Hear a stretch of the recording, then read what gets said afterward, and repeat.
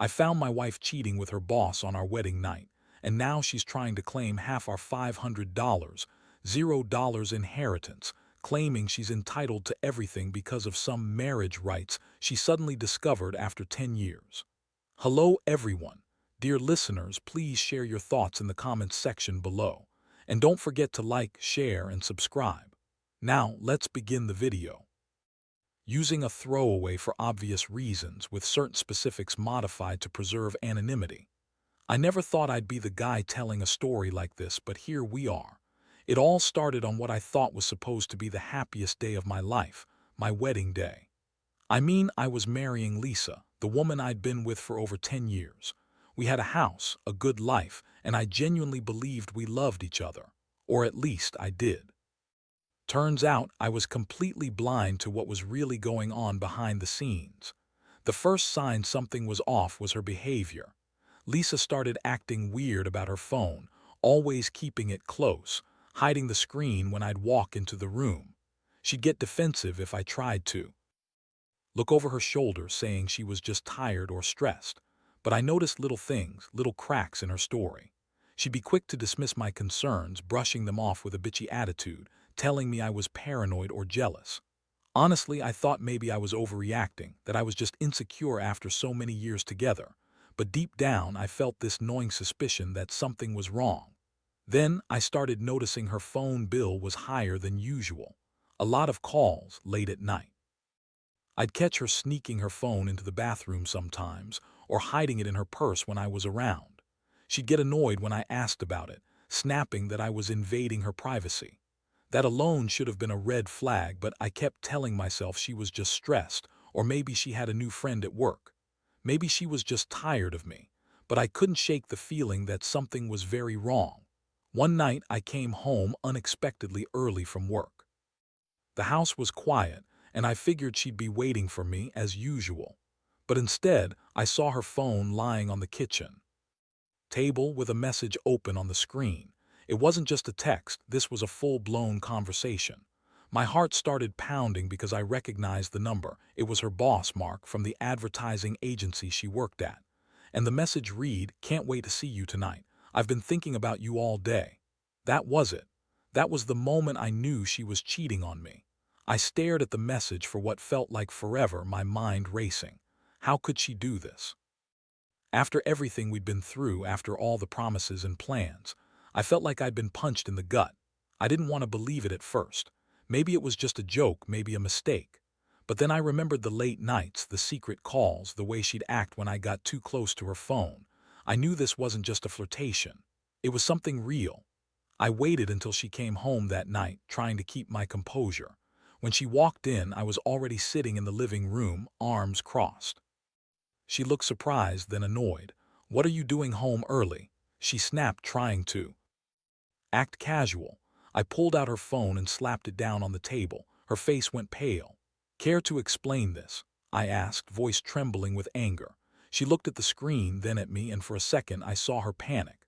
But then she threw out some bullshit about how I was reading too much into things, that Mark was just a friend, that I was paranoid because I didn't trust her. I couldn't believe the lies. I told her I knew about the affair, that I'd seen her messages, that I wasn't stupid. Her reaction was classic. She started yelling, calling me crazy, saying I was overreacting. She said I was just insecure and jealous, that Mark was nothing, just a work friend, but I could see the guilt in her eyes. It was written all over her face. I felt a mixture of heartbreak, rage, and disappointment. How could she do this to me? After 10 years, she just threw everything away for some guy at work. That night I lay awake, replaying everything in my head. My trust was shattered. I felt betrayed, not just by her cheating, but by how easily she lied and dismissed my feelings. I kept thinking about the life we built, the dreams we had, now all tainted by her betrayal. But more than anything, I was furious. Furious at her for cheating, furious at myself for not catching it sooner, and furious at what this meant for the future. I knew I had to figure out what to do next. But one thing was clear, my world had just turned upside down. After that night, everything changed. I couldn't sleep, couldn't eat, and honestly I felt like I was walking around in a fog. The betrayal cut deep, harder than I ever thought it could. I kept replaying her words, her lies, and the way she looked at me with that fake innocence when I confronted her. I kept asking myself how I missed all the signs for so long, how I let myself trust her so blindly. The next morning, I decided I needed to get some space, clear my head. I went to the office, but my mind wasn't on work. Instead, I kept thinking about the money, our inheritance, the house, everything we had. She always acted like she was entitled to half of everything, claiming some marriage rights she suddenly discovered after a decade. The thing is, I knew she was lying. She'd always been the kind of person who'd try to manipulate her way into what she wanted, whether it was money, attention, or control. And now, with her affair exposed, she was trying to turn the tables on me. I remembered how she had started talking about the inheritance a few weeks ago, acting like she deserved a bigger share just because she'd stood by me all these years. She'd even hinted that she might claim half, especially now that she knew she could use the legal system to her advantage. I knew she was trying to leverage the situation, trying to get her hands on my money, and I wasn't about to let her walk away with everything. Not after what she did. I did some digging that day. Found out she'd been secretly meeting with Mark at the office after hours, sometimes even weekends. She'd been planning this for a while, I realized. She was smooth, always the bitchy, manipulative type, lying to my face while scheming behind my back. I also learned she'd been talking about the inheritance with her friends, trying to spin it as her right, like she deserved half just because she was married to me. That made my blood boil. I started thinking about my options. I knew I had to confront her again, but this time with more facts, more evidence. I wanted her to see I wasn't going to be played. I also started talking to a lawyer, just in case she tried to pull some stunt, claiming she was entitled to part of the inheritance because of some fake marriage rights. I knew she was bluffing, but I needed to be prepared. That day, I also took a good hard look at the house, the bank accounts, everything we shared. I realized how much she'd been trying to manipulate me, even in the way she'd act like she deserved more. She was always bitchy and demanding, acting like she was entitled to everything, even when she was cheating. I wasn't going to let her get away with it. I decided I'd fight her for what's mine, and I'd make sure she paid for what she did. Later that evening, she came home early, probably sensing I was onto her. She looked at me with that fake smile, the one she always used when she was trying to hide her true intentions. I didn't say much at first. Instead, I just looked her in the eye and told her I knew exactly what she was up to. I told her I was done being manipulated, that I knew about her affair, and that I was going to protect what's mine, our inheritance, my house, everything. Her face twisted into a sneer, and she started calling me paranoid, accusing me of spying on her. I told her I'd already spoken to a lawyer, that I was prepared to fight her if she tried to claim anything she wasn't entitled to. Her reaction was classic, defensive, bitchy, trying to spin everything around. She said she was just trying to protect her rights, that I was the one who was paranoid and insecure. She even threw in some tears, acting like a victim, but I wasn't buying it anymore. I saw through her lies. That night, I lay in bed thinking about everything. The betrayal, her lies, her plan to take half of our inheritance. I realized I had to be smart, be strategic. I couldn't just lash out or lose my temper. I needed to think about the long game. I also knew I had to be careful because she was good at manipulating people, especially when it came to money. I started drafting a plan, document everything, keep receipts, get a solid legal footing. I wasn't going to let her walk away with what she thought she deserved, not after all she'd done. In the quiet of that night, I felt a strange mixture of heartbreak and determination. Heartbreak because I'd lost the woman I thought I knew, and determination because I knew I had to fight for what was rightfully mine. I'd been betrayed, yes, but I wasn't going down without a fight. I had to protect my future, my money, and my dignity. And I was going to do it no matter what. The days that followed were a blur of legal consultations, gathering evidence, and trying to keep my composure. I couldn't sleep properly, and every time I closed my eyes, I saw her face, smug, lying, pretending to be innocent while she was planning her next move. I knew she was trying to spin this into some kind of victim story, claiming she was entitled to half of everything because she had married me. That was her move: play the victim, manipulate the system, and try to take what she thought she deserved. I sat down with a lawyer who specialized in family law and inheritance disputes. He looked over everything I had, from the texts to the bank statements, and confirmed what I already suspected. Lisa's claims about marriage rights to half the inheritance were baseless. That she was trying to use the marriage as leverage to get more money was obvious. But I also knew she'd be relentless. She had that bitchy attitude, always pushing, always demanding, and she'd fight dirty if she had to. While I was dealing with lawyers, Lisa kept pushing her narrative. She'd call me paranoid, accuse me of spying on her, and act like she was the wronged party. She'd throw tantrums, crying about how she deserved half because she'd been with me all these years. I couldn't believe her audacity. She had the nerve to lie and manipulate her way into my life, cheat on me with her boss, and then turn around and demand my money. That's when I realized she wasn't just a cheating wife, she was a master manipulator, and I'd been blind to it for too long. One night she came over to my place trying to talk things out, she said. I could see the bitchy smirk on her face, that look she always had when she thought she was winning. She started with her usual lies, telling me she was just trying to protect her rights, that she never meant to hurt me, that Mark was just a fling, a mistake. But I wasn't buying any of it. I looked her in the eye and told her I knew she'd been planning this for a while, that I had the evidence, texts, emails, everything. I told her she wasn't getting a cent more than what she was entitled to, and I was prepared to fight her in court if she tried. That's when she lost it. Her bitchy attitude turned into full-blown rage. She started yelling, calling me a controlling asshole, saying I was just trying to keep her from her rights. She threw in some tears, acting like I was the villain in her story. But I knew better. I knew she was just trying to manipulate me, trying to turn the tables and make herself look like the victim. I stayed calm, told her she was wasting her breath, and that I'd already spoken to my lawyer. The next day, I began drafting a formal response to her claims. I told her, through my lawyer, that she had no legal right to half the inheritance, especially since I could prove her affair and her attempts to manipulate the situation. I also made it clear that I was prepared to go to court to protect what was mine, and that I would not be extorted or manipulated by her bitchy tactics. It felt good to finally stand my ground. For years, I'd been the one giving, the one trying to keep peace, but now I saw her for what she really was, a manipulative, entitled woman who'd do anything to get her hands on my money. Meanwhile, Lisa was still trying to push her narrative. She kept calling me paranoid, jealous, and controlling, trying to make me feel guilty for catching her.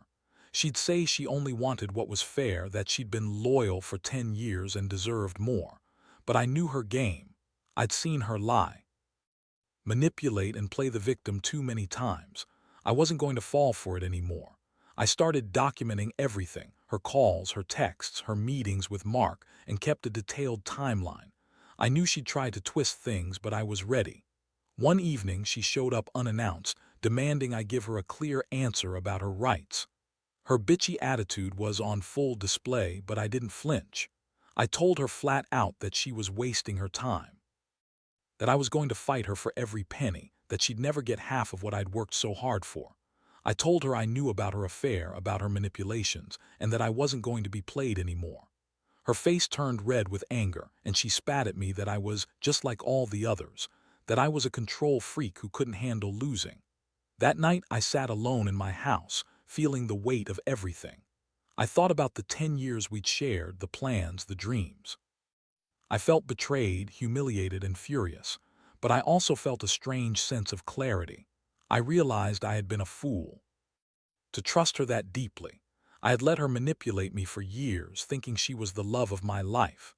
Now I saw her for what she really was, a bitchy, entitled woman who'd do anything for money and control. I knew this wasn't just about money anymore. It was about standing up for myself, reclaiming my dignity, and making sure she didn't get away with her lies. I was going to fight her, and I was going to win. I had to. Because after everything, I learned that sometimes the biggest betrayal comes from the one you trust the most. And when that trust is broken, you have to be ready to fight for what's yours. The legal battles started heating up faster than I expected. I had my lawyer draw up a formal statement denying any claim Lisa might try to make on the inheritance, emphasizing that her affair and manipulative tactics disqualified her from any sort of equitable distribution. I also made sure to gather every piece of evidence possible: screenshots of her texts with Mark, emails where she discussed her rights, and even her bank statements showing suspicious withdrawals and transfers that hinted at her planning to secure her share through other means. Lisa, of course, didn't take this lying down. She doubled down on her bitchy attitude, trying to paint herself as the wronged wife, even as she continued to deny the affair. She'd call me paranoid, controlling, and jealous, but I knew better. I had the proof, and I was ready to fight her in court if necessary. The thing that struck me most was her utter lack of shame. She'd lie through her teeth, pretend she was innocent, then turn around and accuse me of being the one who was manipulative. One afternoon, she showed up at my house unexpectedly, her face twisted with anger and entitlement. She demanded I give her a straight answer about her rights, about how much she could claim. Her bitchy tone was unmistakable. I told her flatly that she was wasting her breath. I told her I was prepared to fight her for every dollar she thought she was owed, and that her affair and manipulations disqualified her from any claim to the inheritance. She sneered, trying to act like she was the victim, crying fake tears and calling me, just like all the others, that I was a control freak who couldn't handle losing. I remember standing there, feeling my blood boil. I was tired of her lies, her manipulations, her bitchy attitude. I told her she'd never get a penny more than what was legally hers, and that I had the evidence to prove her planning and her affair. Her face contorted with rage, and she spat out that I was trying to control everything, that I was just jealous. I kept my cool, knowing that the more she pushed, the more I could use against her legally. That night I sat alone in my house, reflecting on everything. I thought about the years I'd trusted her, the dreams we'd shared, and how she'd betrayed that trust so completely. I realized I'd been a fool to think she loved me, that her bitchy attitude and manipulative ways were always lurking beneath the surface. Now I was fighting to protect what's mine: my inheritance, my house, my dignity. I knew this was going to be a long fight, but I was determined to see it through. The next few weeks were a whirlwind. I kept documenting everything: her calls, her meetings, every suspicious transaction. I also started talking to other lawyers, getting second opinions. I wanted to make sure I had all my bases covered. Meanwhile, Lisa kept trying her manipulative tactics, calling me paranoid, jealous, and controlling. She'd cry fake tears, acting like she was the victim, but I'd seen her true colors and I knew her game. I wasn't going to be fooled again. One day she called me, demanding I settle this and make a deal. Her voice was bitchy and demanding, trying to make me feel guilty. I told her she was wasting her time, that I had all the evidence, that I was ready for a legal fight, and that she'd never get her hands on my inheritance unless she wanted to go to court and lose. That's when she really lost it. She started yelling, calling me names and threatening to take everything she can. I just hung up, knowing I'd already made my preparations and that I was ready to stand my ground. Looking back now, I realize how much her manipulations tried to wear me down. She's the kind of woman who always plays the victim, even when she's the one causing the chaos. But I refused to be her pawn anymore. I knew I had to stay strong, stay focused. I had to protect what was rightfully mine, and I was determined to do just that. I'd been betrayed in the worst way, but I wasn't going to let her win. Not after everything. This was about more than money. It was about respect, dignity, and finally standing up for myself against a bitchy woman who thought she could get away with anything. The court date finally arrived, and I can tell you, it was one of the most stressful days I've ever faced. Lisa showed up with her usual bitchy smirk, trying to look confident, like she was the victim in all this. She had her lawyer, who was doing everything to spin her lies, claiming she was entitled to half of everything because she was married for over 10 years, and that her affair was just a misunderstanding. She even had the nerve to sit there and act like she was the wronged party, crying fake tears when it suited her, throwing in some bitchy comments about how unfair it all was.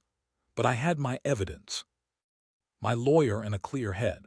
I laid out everything: the texts, emails, her secret meetings with Mark, her manipulative tactics, and her attempts to claim half the inheritance based on some fake marriage rights. I made it clear that her affair disqualified her from any claim to the estate, especially since I could prove she was planning to manipulate her way into a bigger share. The judge listened, took notes, and I could see her eyeing Lisa's shaky story with skepticism. During the hearing, Lisa's lawyer tried to argue that she was entitled because she'd been married to me for 10 years, that she'd contributed to the marriage, and that her marriage rights should be respected. I couldn't help but roll my eyes. I knew she was just throwing everything she could at the wall, hoping something would stick. But I also knew the law. I had done my homework. I presented my case calmly, citing relevant laws, and showed the judge the evidence of her affair and her manipulations. The judge, after listening carefully, made her ruling. She stated that Lisa's claims to half the inheritance were unfounded, especially considering her betrayal and the evidence of her planning to manipulate the estate. She emphasized that a marriage built on lies, infidelity, and manipulation was not one that entitled her to such benefits. The judge also acknowledged Lisa's attempts to use the legal system to her advantage, warning her that such tactics could backfire. When the verdict was announced, I felt a huge weight lift off my shoulders. I had fought hard, stayed true to my principles, and finally I was going to keep what was legally mine.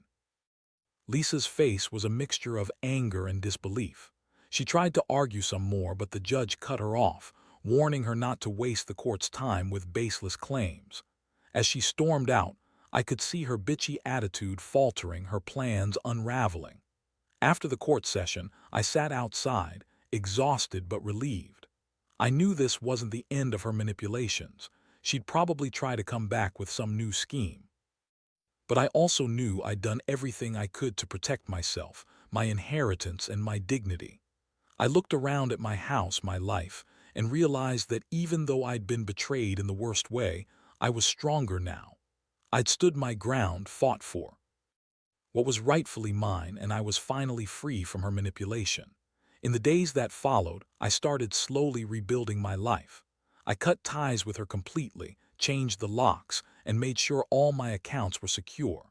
I also began talking more openly with friends and family about what had happened, because I realized I'd been hiding too much, trying to protect her reputation when she was the one who betrayed me. Now, I wanted everyone to know the truth: that she was a manipulative, bitchy woman who'd do anything for money and control. Looking back, I've learned a lot from this nightmare.